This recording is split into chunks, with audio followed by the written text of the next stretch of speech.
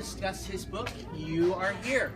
Oh, I just wanted to say again, we should say thanks to Mr. Menzies, who's really done wonderful things for our country, and I want to thank you for your service. It's weird we get a kind of connection because he's from the globe, I'm from the globe, he's been to Congo, I'm married to a woman from Congo. How did this happen? It's the darndest thing. It's wonderful. Anyway, my name's Hiawatha Bray, and I'm a reporter for the Boston Globe, and I occasionally appear on Fox 25, and I do all kinds of other stuff because I write about computers, the internet, technology. That's why I've got two phones, one of which is being used to shoot a video of this, the other one of which is recording an audio of this, but never mind. I just wanted to preserve this for all time.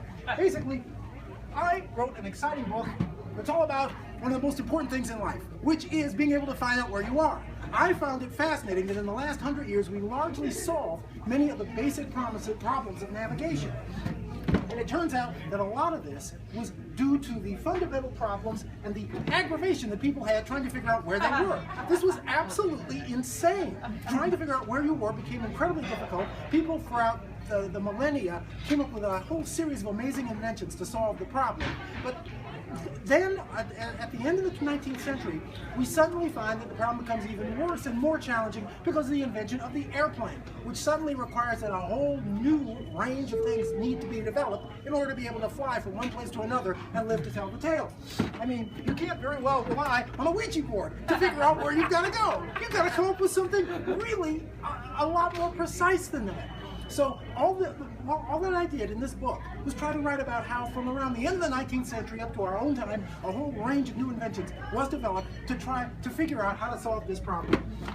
You'll be thrilled to know that a lot of them were military in nature, and so this is a rock'em sock'em tale, filled with excitement. You'll love it. I mean, like there's this great scene here where you're looking on the deck of a battleship. In fact, battleships play a role in at least two parts of this book, because for example, the first, and in fact the last, major head-to-head, toe-to-toe naval slugging match type battle of its kind was fought in World War I. It's called the Battle of Jutland. The Battle of Jutland was the first battle in history where radio-based navigation played a major part, because the whole reason the battle happened was because British intelligence was listening in on German radio traffic and used that to figure out where the German fleet was, and they suddenly realized they're not in port anymore. They've moved into the North Sea. So they sicked the whole British fleet on them, and suddenly the greatest battle in the history of naval warfare breaks out, and guess who wins? Well, nobody exactly. It was kind of a weird battle. But no, actually the British won. Even though more British ships were lost, they succeeded in their main goal of bottling up the German fleet, and so ultimately they won. But the point is that the whole battle happened because of radio navigation telling them that's where the Germans were. Meanwhile, like 20-some years later, another battleship. You got a guy named James Van Allen standing on the deck. I don't know if you ever heard of the Van Allen radiation belts. Famous scientist, did a lot of work in outer space. But in World War II, he's standing on the deck of a battleship looking up. He's looking up at the face of a Japanese pilot who's coming straight down at him, trying to kill him. The pilot knows he's going to die anyway. He's kamikaze. He's coming in to try to blow up the ship. The plane is diving toward the deck of the battleship, and it blows up.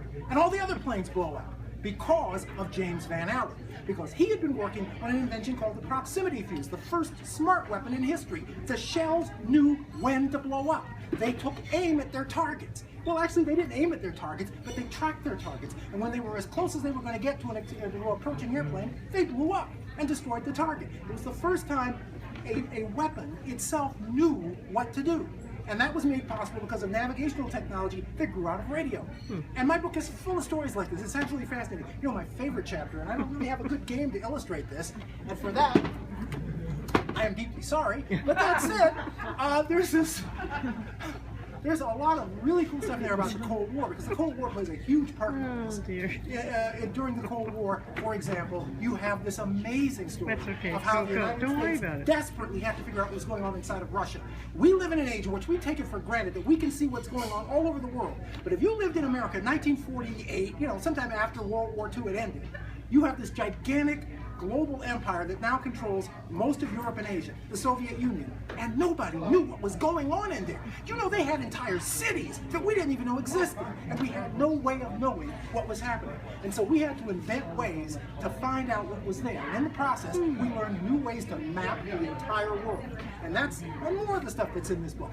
I mean, I could just keep going on about this all day. We haven't even talked about one of the most interesting things, which is how this new knowledge of navigation is threatening our traditional concepts of security. security and privacy. How do you live in a world where these little things, like that thing right there, is telling all kinds of people right now where I am? Locational privacy, it's going away. What does that mean for our freedom?